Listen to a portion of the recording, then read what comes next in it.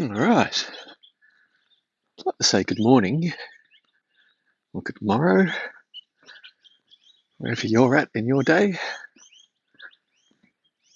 All right, this is the informal, wouldn't call it a bushwalk, stereo mic, though. It'd sound like a pretty fun nature walk, I reckon.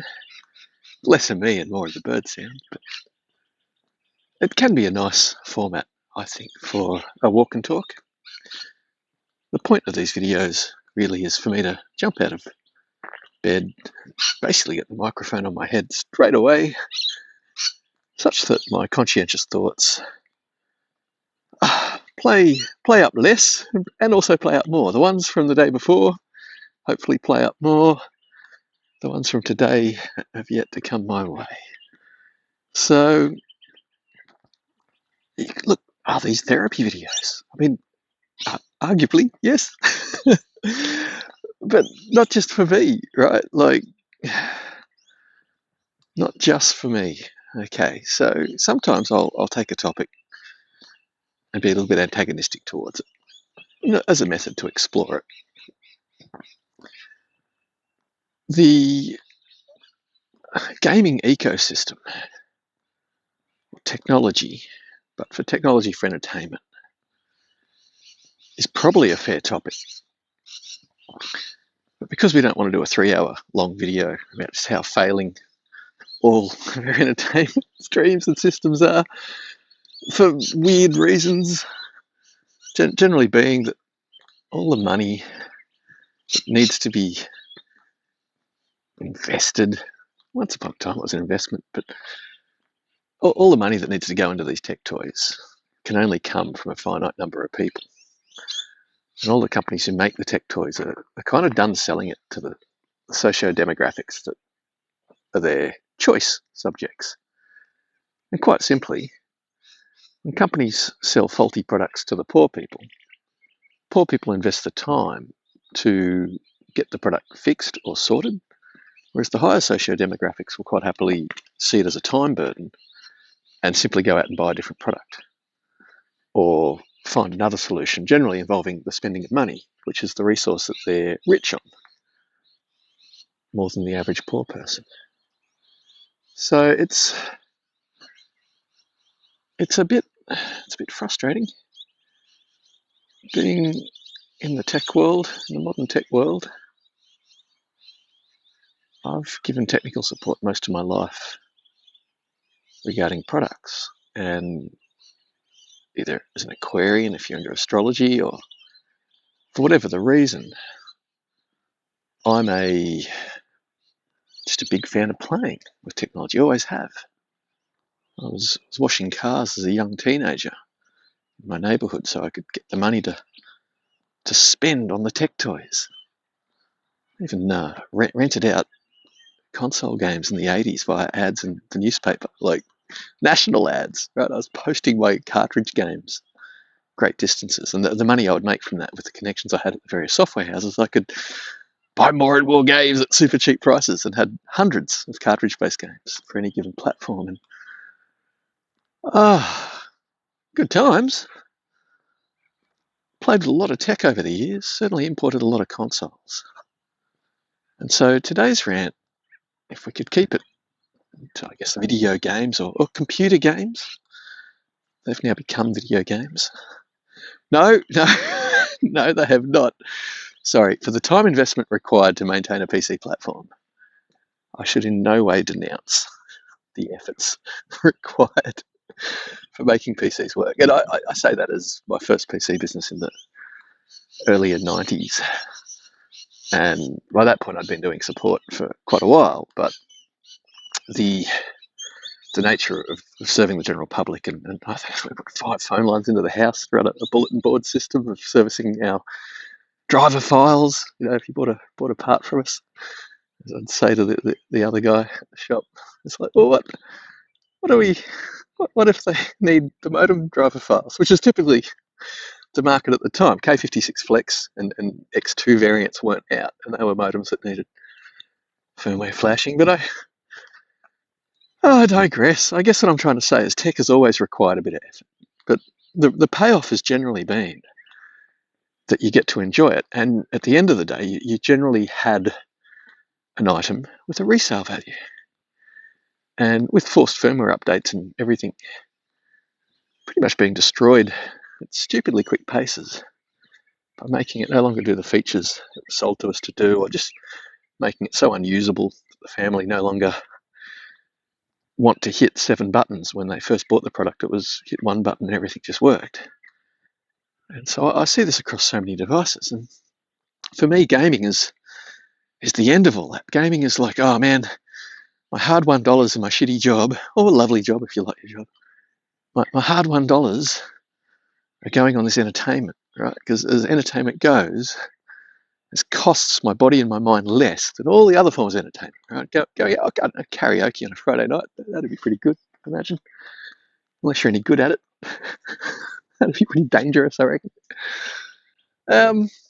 Right, so gaming for entertainment. I mean, I'm a solid 6 minutes in. We haven't really said anything, but we kind of need to set the scene, because anyone that says gaming doesn't matter, or it's not important enough to get up and talk about, yeah, I agree. Don't want to have to, but it's a need. We need to talk about it, mostly because the press is purchasable. Journalistic integrity was lost in the 90s and into the early 2000s, back when people had to do degrees, and mobs would sit on news for a while trying to figure out what's the best thing to do right by humanity. Now everyone's just rushing to put up any news headline, flavour of the moment. And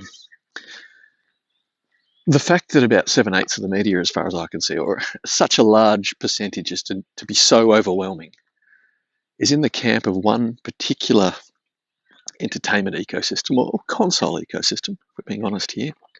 One brand, with one brand being totally ignored, and one brand being the scapegoat, the target for everything. And the way this divides the market is, it's pretty hard for us end users, right? Like, in an ideal world, we would all just get to enjoy our products, and the market would serve up good products with lifetime. I understand this video footage isn't very good. It's at a very low bit rate, a very low quality camera. So go easy on the video footage. Try and focus more on the walk and talk. Didn't wish to get to the 10-minute mark, still doing a lead-in and an intro, but I think we do need to set the scene with, I'm not biased. Well, I mean, I've got my natural biases, but I'm not in any one ecosystem or another. Okay, the notion of being a fanboy to a big multinational corporation isn't really my thing. And if we're talking Sony specifically, I wasted hundreds of hours of my life with them on a camera recall they did that was my child's, that we'd never ever got back, and wasted hundreds of hours trying to get in contact with the company. And I honestly believe you cannot really get in contact with the company. No, not really. I've got a list in my pocket of a whole bunch of complaints that are relevant to the console. And if I, as a technologist, could actually get in contact with them, some of them absolutely need to be redressed, otherwise their product's basically unsellable. Yeah, there's no way. I know this based on my camera experience, sending emails off to Sony heads, setting off. I'd rung every point of contact I'd contact, except for handwriting a letter. I did everything for over a year, for hundreds of hours actually invested in communication. Nothing, right? So, big multinationals, right? I've certainly got no fan allegiance to any of them, but I like to consider myself a conscientious consumer. And we could say this comes down to financials. I don't care to invest large amounts of money recurringly buying things, especially if I've already got them, already enjoy them. I don't like my old products being devalued, made redundant and useless. Anyway, that's not actually happening right now, not in the console ecosystem. Consoles, they require some very basic things. Okay, so the reason why consoles are needed by the planet is that for the lion's share of the people, they are the gateway or the entryway to digital entertainment. A very low cost of adoption. You get, ideally, a really good what we call bang to buck ratio. You get a lot of performance and a lot of capability for very little money outlaid. Now, the strengths of the console ecosystem have typically been when the consoles first come out, yes, they're expensive, but sometimes the technology or the cutting edge or the innovations that they've brought let them sometimes equal or hold their own against mid-level PCs. Let's just say gaming PCs of a budget nature, which are perceived as the zenith, the absolute top of the pyramid in terms of they're configurable to do whatever you want them to do, they're upgradable to make them powerful enough to do whatever you need to do, and they generally, either through emulation or otherwise, can run absolutely everything we throw at them. They're perceived as the apex predator in the gaming entertainment world. The zenith, the top. But they're really a ziggurat nowadays. They're a maze of complexities because of an antagonistic platform holder, which is Microsoft, doing everything they can to kill PC as an entertainment platform. Because they have an entertainment platform in the form of Xbox. Right, this is the thought I didn't wind up a moment ago, which is quite important. Consoles, in order to be successful, for we the end users, the pundits, need to have long generational lives.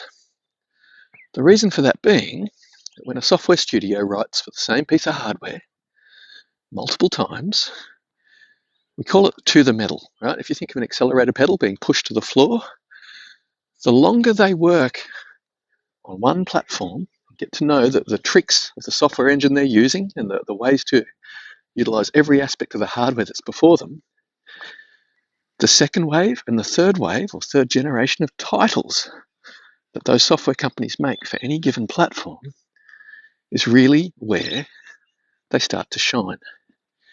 The best example of that, historically speaking, well, I personally think that the 16-bit era Gunstar heroes and all the things you would see, you'd sort of see sprites on top of sprites, right? So whereas a sprite was an animated character and there was a size limit, people started to go, oh, hang on, what if we make the arm of this dude an entire sprite and a leg, right? And sure, we have to give up 8 enemies at once just to have one of these on the screen. But gee, it's going to be big and impressive, right? And so people would come together and they'd figure these things out. The best era, I think, was the PlayStation 3 era because the cell processor was extremely hard to program for, arguably, and because of the fact that there was meant to be two. There was meant to be one cell processor for graphics and one for the system operating, physics, the program itself to run the code. And the market shortages is what we hear, is that they couldn't do that. Anyway, at the last minute, they shoehorned in the wrong graphics card for the console. Bit of a nightmare to program for. I mean, it's not Mega 32 or some of those Sega consoles that were just created at the last minute with processors that were kind of in parallel and very, very hard to make use of. Right? Arguably, they're the worst because they didn't get a long lifetime in the market, and no programmers therefore got to write multiple bits of code for them and learn the tricks. But the console that stuck around a long time did a really amazing job after programmers learnt to do tricks with it was the PlayStation 3. And so if you think of the Uncharted games on that console, and progressively as Naughty Dog learnt more and more how to tweak what they were doing with the hardware, how they bit by bit started to figure out how to use more of the cores, if you will, in the PlayStation 3 hardware to do more and more effects. And so whether that was fire and the permutation of fire, which on the PC space we'd seen with Far Cry 2 years before that, then all of a sudden a bit of a budget console could do, again, using tricks learnt for the hardware. Now, architecturally speaking, the processor in the modern consoles is an evolution of the cell processor as found in the PlayStation 3 console. So there's a lot of developers and programmers that cut their teeth in a very hard ecosystem at a time when gaming was kind of forced to go multi-core, and everybody at the time was like, look, we'll just shoehorn in artifacts, nothing mission critical to use the extra cores. But now we're playing with so many cores, and programmers have learnt to make things in a parallel way. And then we've, of course, got software engines like Unreal Engine that can do, well, due to the lack of strength of ray tracing hardware in the consoles that came out a few years ago, the idea was to do ray tracing if we could on the CPU, which it can be done. And so software techniques like Lumen, which is a part of Unreal Engine, were allowing us to do ray tracing on the CPU, with games like Dragon's Dogma doing a blend of hardware and CPU ray tracing and achieving things we just didn't expect. Incredible performance. But I mean, they were using an old engine, and that the Resident Evil engine has a lot of CPU call. Well, it's CPU messy in ways to make a complex, heavy RPG with lots of characters more than what the Resident Evil games needed to do. There's only so much you can polish. There's only so much you can squeeze or shoehorn into any given engine, right? Just ask the people making Fable, who were given a race engine, right? They were given Forza, a motorsport engine, an engine designed for large open worlds, but streaming them quickly, the horizon into where you're at quite quickly, hundreds of kilometers an hour. And in Fable, that was really not going to be needed, right? Even if you're riding a horse. I mean, how fast can you ride a horse versus a Ferrari into the horizon, right? So the Turn 10 engine developed for Forza is to shoehorn then a role-playing game into it is a bit of a mess. But that comes down to software houses, probably not the purpose. It's part of the whole ecosystem. It's part of the fact that longer console generations serve we the consumers better. So look, I don't want to be ranty. I don't want to be, I haven't had my coffee and therefore I'm flip-top head-ish. I think is how these rants usually go. So we need longer console generations, and we need fixed hardware platforms to stay around. And that's where, before I talk about Sony, we need to address the elephant in the room, which is Microsoft, which are the dirtiest and worst players in the entertainment industry, just about, full stop. And rates Electronic Arts poorly, pretty much yearly. They've won a few awards. But Microsoft are atrocious, and it's mostly because it's a giant boardroom making paint-by-number decisions every step of the way, and that none of the ecosystemness that is a console exists in a Microsoft world. And I mean, case in point was the last generation, where they promised, right? And Microsoft promise is worthless, right? The thing is they're a Western company, and the way they advertise is just lies, damn lies, and statistics, right? Once we know this, once we take this on board, once we see them through the filter of bullshit that is every single word that drips out of their representatives' mouths, just fake it till you make it and just keep lying until you get the dollars off them. Right? The Xbox One wasn't quick enough. Right? That essentially, when I looked it up in my local market and you looked at the respective video cards that had gone into each of the new consoles, being the PS4 and the Xbox One, it looked like the equivalent video card in the Xbox was like a $50 card, and the one in the PlayStation console was a little bit over $100. And there would have been about a 40% speed difference in them. And we saw that in all the early PS4 titles that were cross-platform, as to say, written for both consoles, because architecturally it was the first time PlayStation had used a PC, a fairly standard, actually a very standard PC architecture, and Sony said, it was quite profitable. Actually, we didn't have to do years of research and development and wind up with a supercomputer that we couldn't then do backwards compatibility with the next generation. So selling a regular PC allowed them, of course, to get all the games pretty much the same time as anyone else. Nothing really needed to be super customized. But the nature of with PCs, the better the graphics card is generally going to change how pretty you can make those graphics. And when we get onto the PS5 Pro, when it handles ray tracing in hardware now, it doesn't need to rely so much on software, massive freeing up of resources for the CPU, which essentially leads to a huge CPU speed boost. But we'll get to that point, hopefully, if it's a long enough video. So with the PS4 units, we typically saw 20% higher resolution at 20% higher frame rates. Basically, the 40%. It was parity, right? We could see it. It absolutely was a case of you got what you paid for. And Sony, having bought and built a better system, owned that generation because gamers were easily won over by a small frame rate difference. They could see the differences of one console over another. So Microsoft responded with a slightly speed bumped Xbox One S.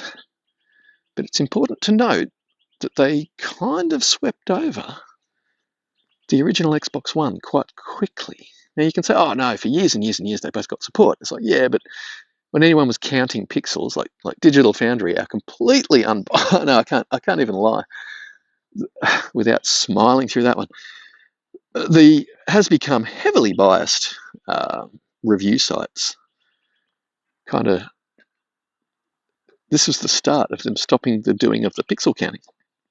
Right? Like it wasn't going to work in their favour. So they'd cherry pick the hardware they choose to benchmark with. The good old Xbox One, we all kind of forget about. And there was an Xbox One Elite, which we all forget about, but I think it was a hybrid solid state and hard drive in there.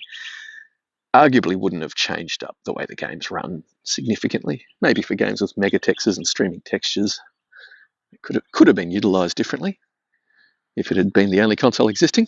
But that was 3 on the Xbox One, 1S, and 1 Elite. And then we got the Xbox One X. Right? And this is where the advertising and the BS from Microsoft really come in hard.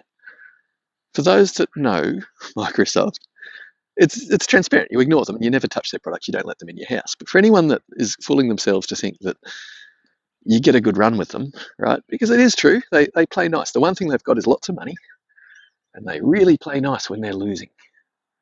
The only time they play nice. But they do.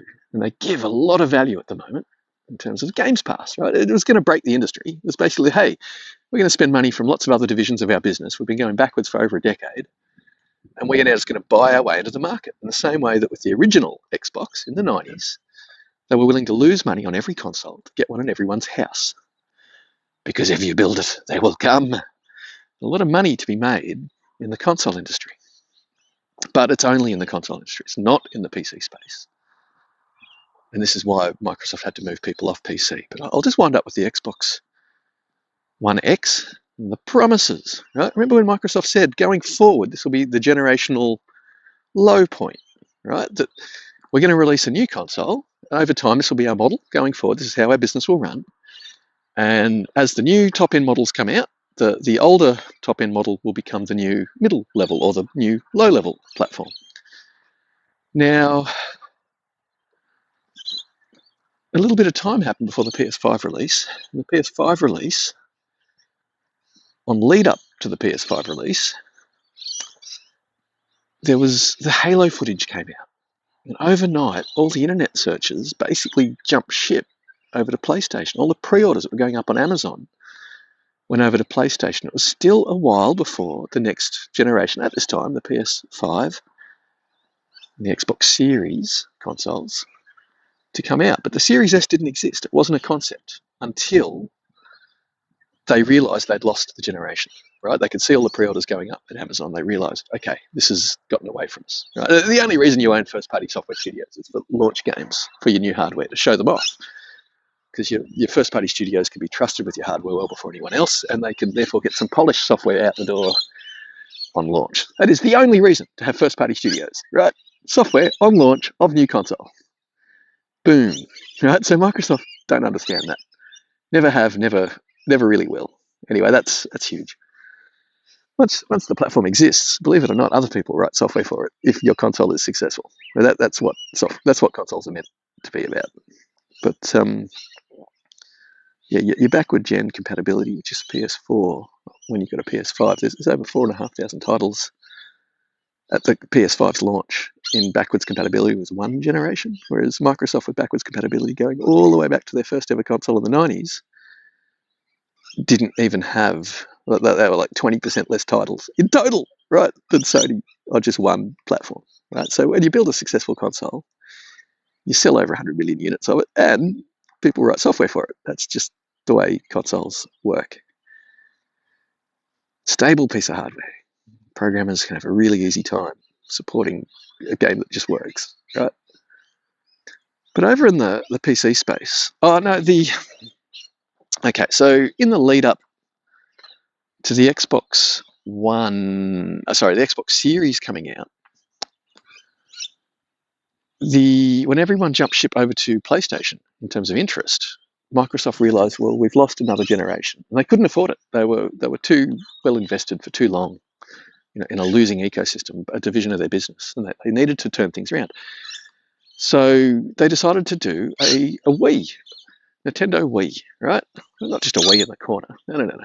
They probably were pissing themselves a bit, but they went to the industry, one of their fab partners, I believe, and just went, can you engineer us, based off our Xbox Series X, can you make a smaller version of this, give us as much of the capabilities as you can, but just build something that at the next fabrication shrink, we will be able to make super cheap, right? So complete opposite of Sony, who are working with software houses like Epic to refine Unreal Engine to run better on their hardware, and redesigning the silicon to run aspects of Unreal Engine, which is going to be a staple for so many games coming out. And so Sony are working with the software houses who build the engines to try to build better hardware, right? And they're customizing the hardware. Sony are working with fab partners and AMD going, okay, well, give us the next gen this and give us the next gen that, and we'll cut out the bits that we don't need, that only Hollywood needs. We don't need a full fat version of the silicon that should be sold on PC, because nobody's doing content creation of that type on a console, right? And so they were heavily engineering the chips to run software better, whereas Microsoft was arguably heavily engineering, but no, just throwing some sticks on the freaking table and just picking the ones that look good numerically, which is always the paint by numbers approach that just about brought to consoles. I liked the triple-headed processor in the Xbox 360, right? With the exception of that, Microsoft's done it pretty straightforward and pretty simple. So the Xbox Series S, the reason, and the big impact was having the RAM cut down, but the number of RAM chips in terms of a size reduction down the track was really going to help the cost come down. And so the Xbox Series S, in no way as a supporting partner to an Xbox Series X, existed, with the simple intention that at the next fab shrink, it will be able to be shrunk down and sold for dirt cheap. Now, what is a Nintendo Wii, right? Everyone knows what a Nintendo Wii is. It's an old console, sold by Nintendo. It was the worst console on the market by a long shot, but super cheap. So at Christmas time, parents could afford to put one under a tree with an extra controller and maybe a game, or two or three. It was just so cheap. And it outsold every other console. It sold really well, like stupidly well. Being cheap is sometimes a good strategy. And so Microsoft, when they realized that being powerful or fake it with numbers, the way you generate teraflops at the time was you multiply this number by this number by this number. So Microsoft's like, hey, stretch that number out there, stretch that number out there. Look, we know it's the system as we build it is actually a nightmare to program for, but it doesn't matter. Because the paint by numbers approach that we're doing here, consumers can see numbers on a piece of paper. As long as our numbers are bigger, that's all that matters. So the Xbox Series X was not a success in any way, shape or form. For starters, in order to access the full supposed 12 teraflops of power, only a handful of their studios, if given second wave, third wave efforts on just one hardware platform, they would have achieved squeezing everything out of that console. But on the other side of the coin was Sony building a chip with essentially an early Z-Cull built into it. Now, it was a technology that came about since Power VR around about the turn of the century. And it kind of never successfully sold into the PC space, right? In PC, you spend a lot of money to get a little bit of extra frame rate, and you're generally savvy enough to make use of it. And the Power VR, Apocalypse 5D was my favourite card of the era because it had a Sing Labs 6000 video chip on it, which is as a 2D accelerator, right, your desktop experience, Well, they were one of the better chips on the market. So I liked the Apocalypse 5D. A really good demo of Wipeout 2097, I think it was. And versus the console, it was like, oh man, look at how good the resolution is. Oh, look at the textures. Like wow. I mean, it was just higher frame rates. And so once we look at gameplay, if it's only frame rates and resolution that differentiates one from another, right? You've got to be in a exclusive. You're basically in the wankers club if you're about bragging rights of frame rates and resolution, right? Because Pac-Man and Space Invaders, right? If you're talking gaming, resolution, frame rate aren't the topics, right? If you're playing Phantasy Star on a Sega Master System when all your mates are playing Dungeon Master on a Commodore Amiga and Atari ST desktop computer with much higher resolution and all their capabilities due to huge amounts of RAM and everything, you played Phantasy Star on a lowly Sega Master System. If anything, you wanted the bragging rights of, look at my game here. Sort of Vermilion, I think, was a good one. It had battle aspects like Golden Axe, which was an arcade game at the time, and then dungeon exploring things like your typical blobber, like your Dungeon Master type games. So look, when people squeeze stuff out of low-powered hardware, I'd say as a technologist that's actually more exciting than just brute forcing with ridiculous amounts of power. Just making things work, at sometimes higher refresh rates and resolutions, which is what I'm doing right now. So just middle of this rant, just some qualifiers. As a PC tech, my PC at home has arguably certainly a much more expensive chip than what's in the PS5 Pro. I should be able to configure it any which way to basically do the performance what is the PS5 Pro, but not the ray tracing components, which are RDNA 4, which are a significant step up over the strength of the ones I've got. And even if I had double the shader count and whatnot, I won't be able to touch what the PS5 Pro is doing. Not at low power draw. Anyway, that's sorry, I'm way getting ahead of myself there. So long console generations. We needed them, and Xbox has not been delivering on them and has broken their own ecosystem so badly. It can't turn it around, right? There is no turning it around, because the one thing that would be required of them to actually salvage it, which is the support one platform, would mean they would have to burn all of their customers.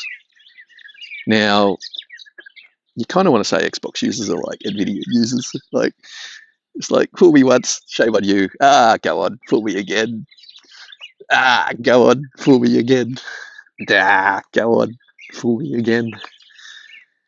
And that brings us up to date, pretty much. So, the Xboxes are probably going to release new hardware, because that's how you keep interest in your platform. Generally, anytime you have a fab shrink, you can up the clock speeds for equal power going into the chip. Most people would rather take the bullet points on a spec sheet of we've improved our product, and so it's pretty rare that anyone wouldn't take the speed boosts, which means the Xbox Series S version 2 is no doubt going to be another SKU. It's going to be another platform, slightly different specs, but it'll be sold to us well, right? Like, the marketing will be, it improves on it. And they'll really convince us how much we need it and how much it'll be the solution to all their woes, right? And consumers will buy into that. Now, the Series S is Microsoft's lead platform. That is to say that their studios write for the Series S first and foremost. It makes sense. It's probably really hard to get games working on that one, and then to make them work on the Series X beside it, super easy. You get those resolution boosts I was just talking about, and those frame rate boosts. That's a given. You don't want to squeeze anything further out of them, because Microsoft, when they remote serve gaming, their hardware, their server farms are actually emulating the Series S, not the Series X. Now, it's argued that they could at any moment change that with a button flick. I don't know, I haven't done much research into it. But the reality is, Series S is where they're making their money. Series S is the future plans for them to make their money. Series S is their future plans to stay in the game. But they also know that a certain number of Xbox users need the bragging rights of the big numbers. So I would expect new hardware, even though it's not due, even though they haven't got any houses developing for it, and even though it's going to be another atrocious fest, but it'll be like a dedicated PC. One set of hardware. So in terms of being a PC programmer, it's probably easier to program for a Series X and Series ecosystem than the PC ecosystem. So before we move on to PlayStation, because I'm not a fan of PlayStation, but it's the only option if you want to play a race game with good graphics. It's the only consumer ethical option. It's the only option that's not going to burn you in a small amount of time. Yes, I bought Forza Horizon 3, but I bought it on PC. So trust me when I know I would not let a Microsoft product in my house, okay? Forza Horizon 3 was buried, but it was buried after a very long time with Microsoft showing all the tricks they can use as platform holders in the PC ecosystem to make a game take a long time to start up and then default to console type settings to make you fight it every step of the way and to never reliably be able to boot it up even once or twice. And on the low powered console, it would boot up, you'd be in it in 30 seconds, guaranteed every time. So yeah, Microsoft started making Ninja PCs perform really poorly. Now, as an example, Warner Brothers, with Hogwarts Legacy right before the new Quidditch game launched, they put out a hotfix patch for the PC game, which included ads for the new Quidditch game, but it broke the streaming systems. Essentially, it took 2 or 3 gig of VRAM usage away from the video card. It kept just culling down the RAM really aggressively and leaving users VRAM available, like 3 or 4 gig at the top end. And because it was doing that, the streaming systems now had to work extra hard to keep reloading in data that they'd just gotten. And if you turned around in the game and walked back 100 meters, you could sometimes drop the game down to like single-digit frame rates just about as the game sorted itself out. And it was all with this hotfix. But Warner don't want to know about it, right? You can't even put a complaint on their pages. They just close it down. They know about it, but they'd made the product end of life quite intentionally when selling a new product. So when we got software houses that do that, that's dirty.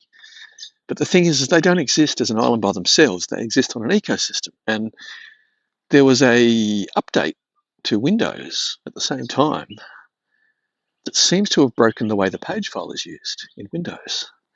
And the two combined took a whole bunch of games I had running at 4K 60, right? All the hardest to run games. Tokyo Ghostwire, I think I dropped the resolution down to 1800 maybe.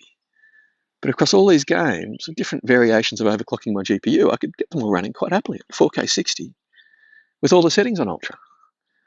Maybe not Fortnite.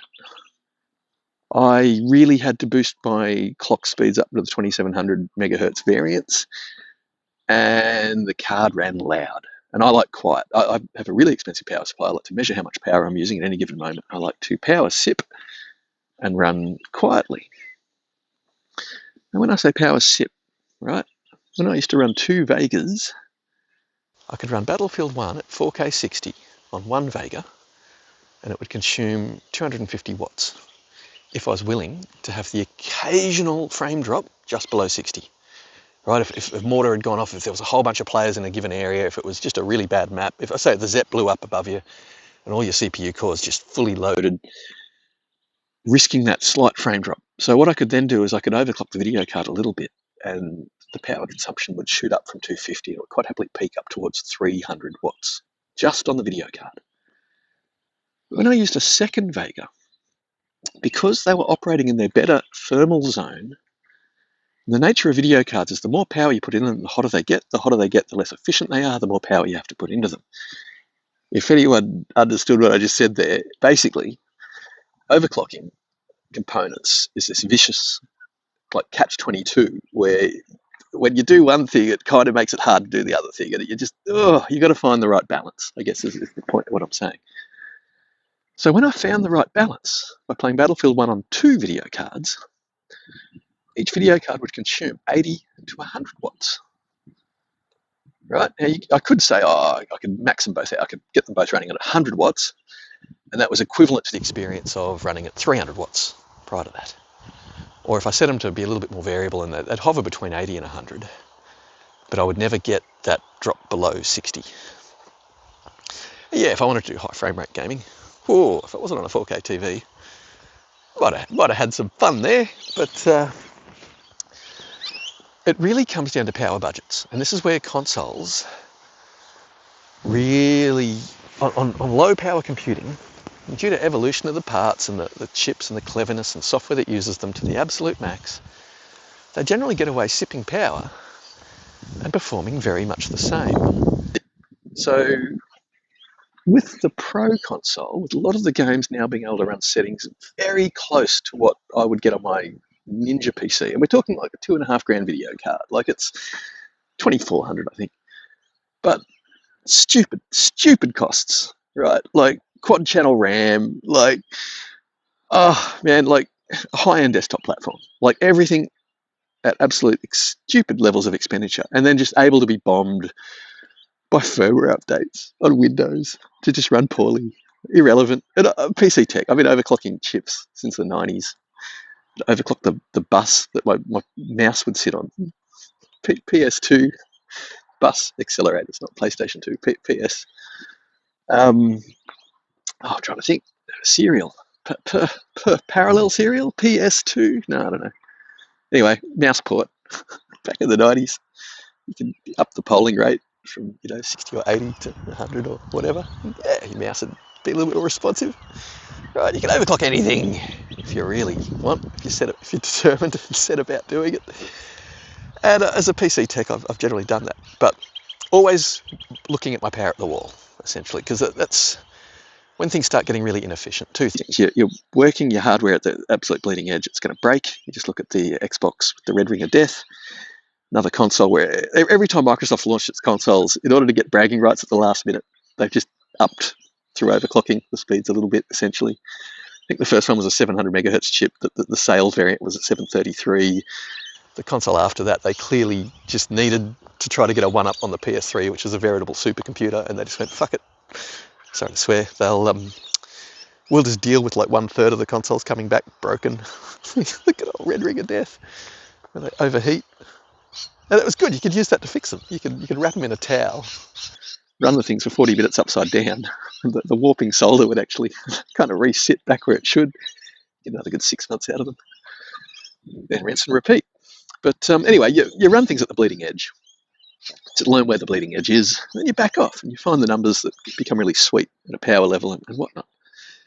But that's when you want to do brute forcing, right? And as I say, I can brute force any game on my PC just by ramping up the clock speeds on my video card. But the particular chip on my video card is the perfectly bin sample. It runs about 100 watt less under full load than the usual top of the line chip. And so that extra headroom of being able to add hundreds more megahertz before I run out of power into that card. And all the voltage regulation modules and everything on the card are just better, right? It's fantastic. It's really nice. The white screen can come up, you hear no buzzing from the card. The stability of it's fantastic, but electrically, very, very stable card. Now, again, my power supply in the computer is worth as much as a PlayStation 5. So not really comparing apples to apples, but at the end of the day, the digital transport that comes along with HDMI cable is so pure and so clean that I've tried to build a noise-free PC ecosystem as much as possible. Now, I'm not at the point of putting in SOTA power regulations on buses, for storage. I'm not, was it a music server or something? Not quite at that level, but I did notice in previous years, I've quite often, like many a gamer, you buy the video card with all the spec that's sometimes built by the worst company, and it might not have the good warranty. The voltage regulation modules might be a bit lower or whatever. Everything about it's just a little bit cheaper, and it just whines a little bit more, maybe when the screen goes fully white on your TV. But to say that the really nice card I'm currently using has perfect electrical performance, and it comes across in the audio, on the clearness of the HDMI feed. And that is kind of the start of where I fell in love with the PS5 Pro. Having not even got into playing the games, just hearing the PlayStation system sounds. And I'm using an Anthem room processor. It nullifies standing waves. It basically flatlines your speakers to create like a studio reference environment. And then I feed that into a flagship Marantz THX amp, I guess you could say, from 20 odd years ago. But its capabilities as a multi-channel power amplifier is a lot better than I think the Anthem stuff that use Class D amplification on your rear channels and things. So I'm just like, it's really high-end hi-fi setup. I'm really familiar with it, right? I haven't varied the location of the speakers in a long time. I haven't recalibrated it in a long time. Like just like being familiar, right? And for hi-fi tests, that's really handy, knowing a familiar baseline system. So pulling out a PS5 and replacing with a PS5 Pro, and certainly restoring from backup, but double checking all my settings were the same, and that is I output in PCM and then generally have my processor process it in DTS-X. I just find the DTS-X processing of steering is a little bit nicer than the Dolby steering. But if you want Dolby volume, the Dolby steering can be very good. Obviously, if you want to run Atmos output, you're in Atmos mode, so you're going to get your Dolby volume anyway, and you won't be using DTS-X. But I find the Atmos output on the PlayStation is compressed, with the exception of some titles. So Dragon Age Veilguard seemed like a native Dolby Atmos output, and it seemed to be akin to lossless, like it was a lot higher sound rate, a lot less compression than what I typically get out of a PlayStation when you choose Dolby Atmos in the sound renderer and in your settings. So, not meaning to rant there, just a lot of people say, oh, your settings weren't correct. And it's like, oh, look, I just want to qualify. Yeah, I've been in audio, like, that's been my primary bread and butter at stages in my life. It's like, hi-fi is kind of a thing for me. Yeah, so to say I'm quite intimate with my setup and know it well, and nothing had changed. And I put this new console in, and the imaging of the sound beyond the walls was significantly better. And that generally comes with a better transport, a wider sound field or a wider sound stage. And then when you're going to a steering mixer, like a surround amp, if you feed it a more pristine audio source, the audio cues and the way the data gets thrown around can just be a lot better. You can. I mean, but a lot of people out there believe all transports are equal. Somehow a $20 DVD player out of the supermarket can be equal to a multi-format player, Blu-ray and CD and DVD, and then versus like a $10,000 dedicated CD player. It's like, yeah. Digital's digital. It's like, yeah, good one. But you can drink whatever Kool-Aid you want and believe whatever misbeliefs you want. And if it's good for your wallet, then, sleep well. That's probably why these videos exist. I'm all about it being good for the wallet. And in order for it to be good for the wallet, we have to have console systems with long lifetimes, such that second and third wave software comes out for them. And that we, the pundits, with a little cost outlay, get a lot of bang for our buck back. Now, the argument there then falls straight into the PC camp. Oh, but surely PC's cheaper. Surely with Steam sales, and surely with the ability to upgrade components individually. And nope. No, PC way more expensive. What you're buying when you go into the PC ecosystem is a puzzle box. You've now got a hobby, which is servicing a machine to make it work the way it was working the day before. What you get as a PC gamer is the ability to mod, the ability to run any controller from any era of history, basically, the ability to run ultra-wide monitors, and generally, of course, your settings in games, opening up the entire settings options to you. Right now, I've been tweaking games, since the 80s, but since the 90s, games were good enough to go, do you want to install the high-res sound set? Right, because hard drives weren't huge. Do you want to install the low-res sound set? No, they gave us options. Do you want to install the high-res textures?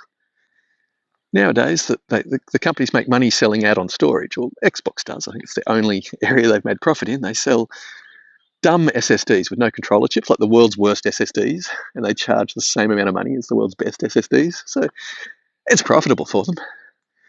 But that's why their free games will often be 100 gigabytes in size. It's just like, yeah, we want to fill your space up because we know you will spend money on more storage. So notice how games now, too few of them give you the option of like, I just want to play this one online only. I don't need to install the single player components. I give that as an example though, because that has actually turned up in the last few years. I think it's terrific when companies respect the end user, but the platform holders don't seem to care. They really want users' drives to fill up. There's a profit there for them to be made. So long console lifetimes. What are we talking? PCs, right? So yeah, you can tweak and you can tune, but unless you know the difference between anti-aliasing and anisotropy, what a waste of time that's going to be for you, right? And as someone that's been tweaking for decades, right, I know you turn everything up except resolution. In fact, the first thing you do is you run everything at low, depending on the game. You run everything at low at the lowest resolution. You see what your frame rate is. And that's the best possible frame rate your PC can generate off your CPU. And then you turn all the settings up until that starts to lower. That's if you want high frame rate.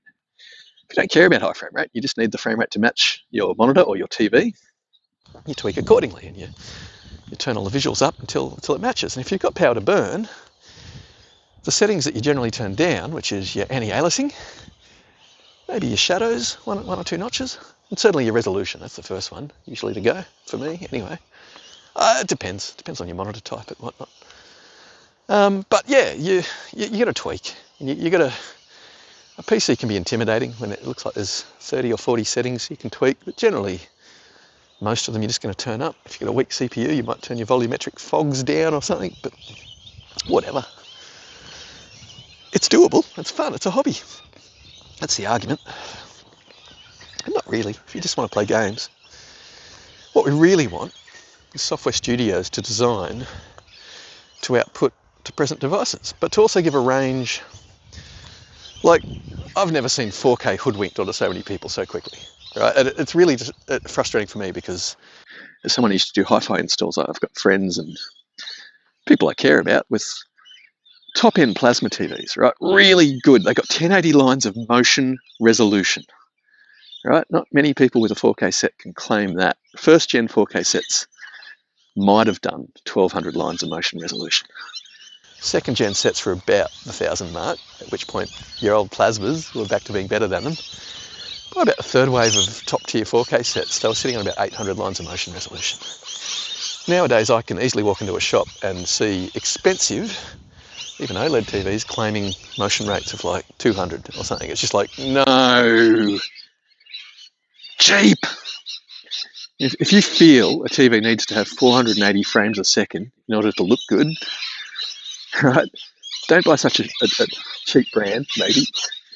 Try just going to your parents or somebody that you know who's rich and actually bought a first gen or a second gen 4K product. Just hook up to it and just see what good motion resolution looks like, right? Just go and load up Skyrim and go for a walk. And the difference is on most TVs where people want, I want the biggest size and I want all the HDR numbers and I want all the specs. I've got to have VLLM and I've got to have this and I've got to have that. If it's not got the free sync or your variable refresh rates, it's not good enough for gaming, right? No, this is there's statements from companies that say you haven't got a good enough TV to be a gamer, right? Those companies should be taken out the back and flogged, right? They are not helping you with gaming.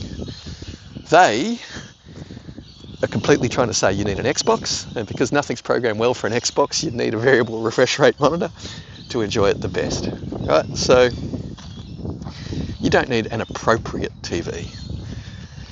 And that's the thing about the long hardware life cycles, is that I see people that are using 1080 resolution TVs with full motion rate give a much better gaming experience than the cheaper monitors, TVs. And because the industry's trying to push them forward, they don't even get to play all their games at 60 frames a second. Something their TV can easily do and show every single pixel of every single frame in motion, and yet games are like so busy trying to go, oh no, you need super high resolution and frame rate's a bit janky. So I feel really genuinely sorry that I've got a friend that buys into the wrong ecosystem every single time, and the amount of times, like when he finally got his Starfield, I'm like, man, I really hope, like in my head, I'm like, oh man, I really hope that game's just going to be a flawless 60 frames a second experience, because it's not like he wants to render it above 1,000 lines of res. Even if the game ran at 900, that would be fine, right? It's probably going to upscale towards the end, and to be honest, the difference of 900 to 1,000, who cares? If you've got it in motion, it's going to look good. Anyway, I do tangent a lot. My apologies, I do need to head home and have my coffee. It's my pick-me-up. I haven't had any sugars or anything, so consoles, PS5. Oh man, it's a bit of a nightmare. Myself, I'm not a fan of their operating system. I think it's very basic. And they're their own worst enemy. For so many of the portal issues, so many of the issues that they currently have, they could sort out, and it wouldn't take a software team a week, right? If they just changed the front end interface, well, they changed the way some of their things work and made their operating system basic but workable. And just look, it's really easy for someone to just rant on a video and say that they could improve things. So let's pretend I can't, right? Let's pretend I don't have in my pocket a list as a techie. Each time they do something stupid on the system, I sit there going, oh no, that one's not too bad. I give it a rating. If it's so bad that it's going to affect sales, I'm going to put an exclamation point or two beside it. And they've got tons of those issues with the current PlayStation 5 Pro. But what they do have is a superlative piece of hardware that can't really be touched in the PC space. When it can, you can equal it. But then the software ecosystem that you exist in the PC world is going to be an antagonistic platform holder, Microsoft, who wants to move gamers onto consoles. They are desperate to make PC such an uncomfortable place to be, and they make the effective power from your hardware so inefficient. So you end up spending and buying so many times more of whatever metric you need than you need just to get an amount that satisfies you. And then because of the players in that industry like Nvidia that need to sell new video cards to a subset of people who are super rich, and therefore deem that you've got to re-buy a new card every 18 months basically in order to get potentially 4K 60 using whatever new baked into some titles feature that they've squeezed in. And all these market manipulations by individual players to try to clamber ahead fiscally, it's just business. It's got nothing to do with gaming, right? If, for example, ray tracing is to benefit games, it's going to come from an art direction. It's not going to come from some phone call into a company going, oh, look, we need you to shoehorn this into your game. And then having it so that the game ran flawlessly on hardware 5 years ago, and now the current version of the game only runs on the absolute very best cards, and the mixed art direction, because of the inconsistent lighting and whatnot, can actually be more jarring than beneficial. Look, good art design is really what we need. Right? We need good games, fun gameplay. These things matter. Bragging rights on resolutions and ratio and whatnot, not necessarily. But if you're a techie, that stuff might matter. If you want to have my dad's car is better than your dad's car, or my football team is better than your football team type argument with my console is better than your console, well, okay, if you're touting an Xbox console, you've lost. You're too stupid to even be part of the console ecosystem argument, right? And that's the sad truth. I say this as an Xbox gamer myself many a time. I've also been an Nvidia card user many a time, right? But unlike the, oh wow, you burnt me once, shame on me, well, shame on you. You burnt me twice, shame on you. Oh, you burnt me 3 times, shame on you. You burnt me 4 times, shame on you. Right, that's an Xbox user. And they, instead of saying shame on you, they don't play their consoles. They get on the internet and they up the media content by a factor of, it's 7 times is the Western media is in the favour of the Xbox. It's not because the Xbox is selling better or anything. It's just because the gamers are jaded, they're upset, they're coming in and they're complaining, right? They're the fanboys trying to make out that a console war is a personal thing at a civic level, a civil level. It isn't. It's a numbers game by big corporations who are determined to make money. And if it's Microsoft is the company that you're banking on, well, I've been servicing their products since the 80s. While ever there is a competitor to a Microsoft product is going to be the better product. Now, I didn't believe that in the 80s. Didn't believe that in the 90s. Didn't believe that in the 2000s, right? But shame on you. Shame on you, right? I could do that like 20 or 30 times and I'd only be up to about the mid-2000s, right? Like to say that Microsoft has hurt and damaged my family or my business more times than I would care. Like, just left me with the arse. There's as a technician, when you're servicing issues time and time again, you're just like, ah. My last year's productivity platform was taken out by a battery-forced firmware update that stopped my battery recharging. Of course, it's a sealed internal battery. And that was a throwaway, right? So in the last year of owning that laptop, I've used it for less than 6 weeks. You can say, oh, but you just need to be more on it. You just need to send it off for repair quicker, and you just need to... And it's like, no, I will never use that laptop for productivity ever again, because all my type notes, everything, were on that desktop, and they were all taken away from me. And it wasn't a failing of the hardware. It was the platform holder, right? Every time a new Windows PC is set up or installed, or Microsoft forces a new version of Windows over your old version of Windows, they tally that as an Xbox sale, and they use that number to then try to convince software developers to come into their ecosystem as if they've actually got a valid number of platforms with which to sell software on. They're trying to hoodwink people using statistics to say, oh, look, if you write software for an ecosystem that we are in, you're going to make sales just by the pure numbers we've got. But they have to obfuscate those numbers. And in order for them to generate them, they don't mind hurting consumers like you or me. They don't mind if they hose your Saturday, or they don't mind if they destroy your PC build. And they don't mind. I've had business friends that are determined to do work over long plane flights, and then as they're walking out the door, a Windows update that they've kept saying, no, don't do, no, don't do, no, don't do, just rolls out on their trip to the airport when they actually need to be copying files onto a drive and they need to be getting stuff done, and they're just like, ah, right? And so there's no amount of money they can throw at the issue to make it go away. The issue is Microsoft attempting to get into gaming, doing such a poor job of it, and therefore taking out the PC platform in order to enforce some console sales. And so anyone who supports such a company with money is supporting such practices. So look, whilst I'm not a fan of the competitors necessarily, as an alternative, I feel quite happy to take it on board. So as a tech, when I look at what's inside a PlayStation 5 Pro versus a cutting-edge PC that costs many times more money, the reality is, when running all the games and basically their ultra settings, all the ray tracing cranked, the difference is going to be how many watts at the wall my PC is sucking to do the same thing. It's how quiet will my PC be running while doing the same thing. Now, it's true, I can push a little bit harder and faster than a PS5 Pro.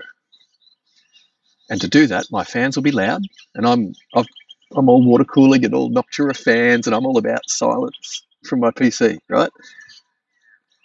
In a few titles at the moment that really push my rig, mostly because they use a very math inefficient form of ray tracing, and therefore my card burns through all of its compute units heavily. I generate a lot of heat. Those titles, oh, okay, I make a bit more noise. That's probably more to do with the thermal paste on my video chip, I think, needing a redo. That's not an issue. The point is I can test out the hardware, and I can compare it against what I find in the PS5 Pro. From a gameplay point of view, there's not going to be any differences. If developers care to use settings as they've got a range of when bringing their software to PC, if they care to just turn a few of the settings up on the PlayStation 5 console, something that doesn't take very long to do at all, doesn't take long to implement, but we know that the PS5 has boost modes and you don't have to do anything. Just leave your frame rate variable, just leave your resolution variable, using just about all the power of the PS5 just there. But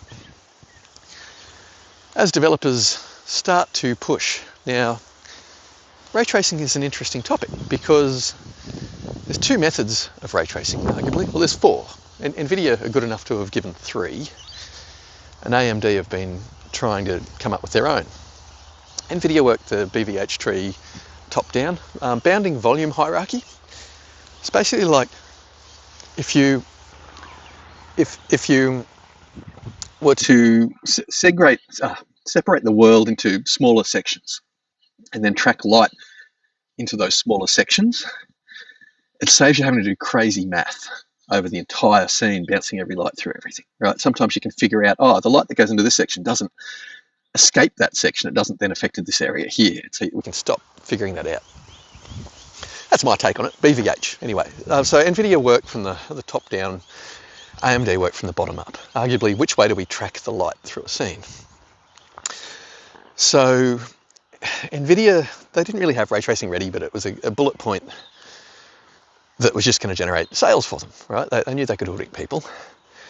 And so over the last 3 generations, well, the 3 generations prior to the one that's soon to come out, they've changed their own methods, making each generation of their cards basically not work very well. The previous generation not do ray tracing as good as the new version, as the new method. But NVIDIA have such a small section of the gaming market. They've got a large section of the PC market, but PC gaming is such a small section of the gaming market. There's a reason why you go into EB Games or your local gaming shop and there's no PC games on the wall. Now, those retailers are changing that. They're starting to look at selling some digital games. PCs have been growing. Since Cyberpunk coming out, there was a big market growth.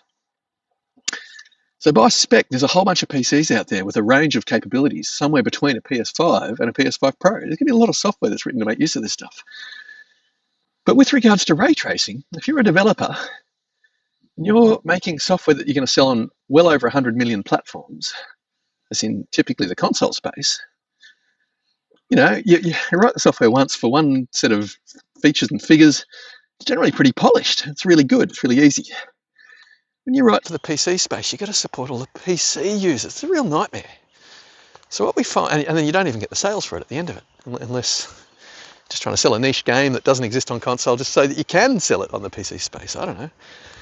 The typical way of doing ray tracing, though, on PCs is very different to what anyone who's putting ray tracing in a console is going to do. And they're going to be using the AMD method because there's an AMD video chip in their console, which, if I was a betting man, right, you remember I've been playing with these techs and consoles since the 70s, imported most consoles to market and things like the NEC PC engine and the Super Graphics CD-ROM system, and your 3DOs and your Jaguars and your Neo Geo cartridge systems, and your oh man, all the fun handhelds and stuff in between. I've seen what evolutions in chips equal. I see what a long hardware life cycle equals, right? Just look at your NEC PC engine. We're talking 8-bit with equivalent power to like a Sega Master System, not even. It's that level of thing, but they existed in an era where you could sell them side by side with just about Sega Genesis or Sega Mega Drives, right? Like they pretty incredible because the programmers learned the tricks because it's a long time existing platform. So the consoles using AMD ray tracing are going to get the focus, right? So why does that matter? Well, AMD's ray tracing has been seen as being pretty weak in the 3 iterations of it existing. And so from RDNA 2 to RDNA 3, they say there was about a 50% jump. And then they're saying it's about a 100% jump with RDNA 4, but I don't know if they're saying that over RDNA 2 or RDNA 3. They talk about the upped cache, which looks like it's well more, it's like quadrupled over what's in RDNA 1, but I think it's only doubled over what's in RDNA 2. Oh, sorry, RDNA 2 versus, it's only doubled versus what's in RDNA 3. So that memory, that cache that can be used for ray tracing is so much of what speeds up the ray tracing. And they're saying basically 100% uptick in ray tracing capability with RDNA 4. But it can be tricky when you look at AMD quoting these numbers historically, certainly for the PC space, is when you talk about things as a percentage increase, and I'll give an example of the shader count, right? This is just numbers, damn numbers and statistics, the way they can be misrepresented. If you've got 40 shaders in your console, like we believe a PS5 does, and if your new console has 60 shaders, well, that's 50% more shaders. Or you could say the old console had 2/3 of the amount of shaders that you've got. And it just depends whether you're looking up or down as to whether you say, oh, it's 50% more, or, that's 1/3 less. Like, consumers can be easily misled. And sometimes with AMD, when they're quoting the numbers, they're quoting from not the last generation, but they're quoting from the inception of the technology. And So with regards to the actual ray tracing performance of RDNA 4, a little bit hard to plot. But from what I've read, and including with the die shrinkage, and including with the massive speed bumps on the GPU chip, as well as the massive RAM speed bump, it's fair to say that it's the first time consumers are going to see high-end ray tracing. In the masses, right? With people who aren't spending the cost of a decent second-hand car on a computer. Yeah, like for a lowly console to be able to do what the PS5 can do. Now we can say that the Pro isn't a lowly console, but the price point's now punching up a bit. There's no PC that you can touch it by price point wise, right? We're talking here, it's going to be doing next-gen ray tracing. It's got enough CPU for any future game, right? No, this notion that the CPU wasn't improved isn't needed. If anybody understood historically how weak CPUs have been in consoles, and that for a whole decade they held back PC gaming because it wasn't the speed of the cores in a Jaguar chipset, it was just the design of the chip. Mathematically they weren't that impressive, and in terms of instructions per clock, what they were pulling off with with their math, they were weak. They were like a chipset that's sort of designed for laptops, so for low power usage. Great for making APUs or all-in-one GPU, CPU boards that generally go into consoles for cheap. So when the CPUs jumped up with the current generation, that was what had held back gaming as an ecosystem for over a decade. No advancements in physics, etc., etc. Moving to now a really powerful, massively multi-core processor. My belief being it's an evolution of the cell design. People are familiar with programming 4. It's got way more power than they'll ever need, especially when they've got supplemental video cards that can do so many of the features that at other times in history we might have had to put on the CPU. So yeah, to build a PC equal to it, you just can't, because we don't really have the direct injection.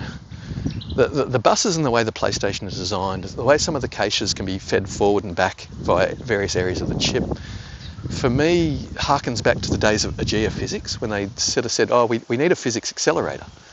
And they gave a lot of information back in the late 90s, start of the turn of the century. They explained why it was that if you did physics on a video card, you were missing certain of the aspects for feedback physics that were viable to the game world, for information for the player to be able to run with, not just for visual eye candy, right? It's one thing to have a piece of glass shatter into 1,000 pieces, bounce on the ground twice and then clear away and disappear. It's another thing to have those pieces stay on the ground, have you run over them and kick them and have them all slide and bounce off each other, right? So evolution of the physics in games really hasn't been happening. And the AGEA physics accelerator, they went on to say, look, if you do physics on the CPU, the problem you wind up with is this.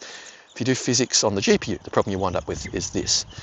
And before they were bought and buried from the market and their features really never used, we did lose a technology.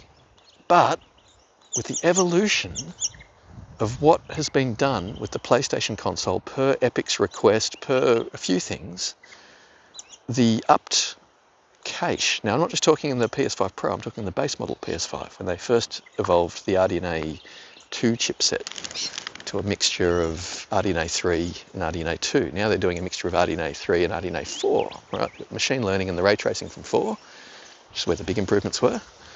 And then they've got the totally refined RDNA 3 process, which they're now smashing the speeds right up on while sipping power by the looks of it. So, very powerful chip. Nothing in the PC space is going to touch it realistically. And the fact that these programmers can now write for ray tracing for everyone on hardware that can do it, and I think this is what I was saying before, is that whilst AMD ray tracing was considered quite weak, the 40 or 50% uptick just through drivers in the last couple of years, you've got to remember that is available to the console space, right? When AMD make improvements to their FSR technologies and whatnot, the follow-on is that the consoles get it. And so when AMD, was it Fluid Motion Frames 2 came out, using intelligent vectors to plot your upscaling and the predictive frame interpretation, part of what PSSR might be, although I think it's just an upscaler. I don't think it's what do we call them? A temporal upscaler, a frame doubler, basically. I think it's going to be paired with a few technologies. They say you can run PSSR with FSR, and if that's the case, then FSR might be used for frame doubling. But the fluid motion frames 2 is really impressive because it works off the game engine being able to hand movement data or vector data of where the objects are moving, the speed they're moving at. And so when you're doing predictive frame generation, being able to draw the next frame correctly because the game engine has told you, oh no, that person started applying their brakes, you don't have to accelerate them across the screen at the same speed anymore. You need to, curtail that by 33% or whatever. It's really impressive. But as they say, it only works well on the higher frame rate games. Now, I don't find that entirely true. I found if I smashed out a locked 40, that doubling up to 80 frames was fantastic. But it only worked in some games. Like, again, The Witcher, Hogwarts, they're third-person games, and I think that was their advantage. I think there was a couple of games I played that there was one game in particular I played, and the fluid motion frames was just gank. Like, it looked bad, it felt bad, it didn't get the nice linear doubling. It's just everything about it just wasn't ideal. The particular game itself, though, didn't have basically any support for any of the FSR technologies, and so it sort of looked like the more the developers had worked with AMD in the design of their product, the better these technologies were going to come together. So in the console space, they should prove to be pretty perfect, but probably more practical for 4K 120 or these beautiful 40s doubled up to thereabouts 80 type methods. But the 40 seems to be the minimum on that fluid. Once you get down to 30, the time between frames is such that there can be such world change or such information change that predictive frames just not very accurate, and you almost feel the latency too. So look, the current technology, it's high tech, it's evolved. We haven't really got it in the PC space. The equivalents in the PC space are just brute force numbers that no software company or developer is ever going to write for or make use of. So when we see a lowly powered console, and they say punch above their weight, they do. For the hardware specs that they've got, they achieve a lot more capability, and so people forget that because with the last generation of consoles were basically straightforward PCs, and so we weren't seeing the typical scaling that we get from low-powered hardware once optimized for, giving everything it can. But an easy analogy I'll work with here comes from the 90s/2000s with a game called Colin McRae Rally Dirt, and it was the first iteration of it. It ran on a PC. You needed basically a Pentium, but arguably a Pentium with MMX instructions, multimedia instructions. And they started at about 160 megahertz, and they went up to 233 megahertz. You needed a dedicated 3D accelerator. So you could put your Voodoos in, you could put your Ariva TNT in or whatever, but you needed to have spent money on a hardware video chip that would have had 2 or 4 megabytes of RAM on the video card.